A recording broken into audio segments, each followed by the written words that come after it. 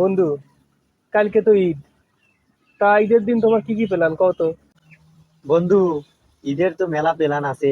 কই এই ধরো সকালবেলা ঘুম থেকে উঠলাম, ঈদের নামাজ পড়লাম, নামাজ শেষে মাঠ থেকে বাড়িতে আসবো, তাড়াতাড়ি একটু ঘুমাই।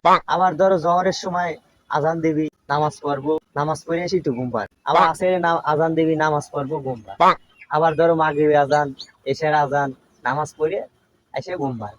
এই তো প্ল্যান বন্ধু, মেলা প্ল্যান। এই, এটা কোনো কথা বলে বন্ধু? ঈদের একটা দিন, ওই দিন তুমি সারাদিন ঘুম পেড়ে কাটাই দিবে। আচ্ছা, তাহলে মনে হয় ঈদের পরের দিন তোমার কোনো প্ল্যান আছে নাকি, বড় কোনো প্ল্যান আছে?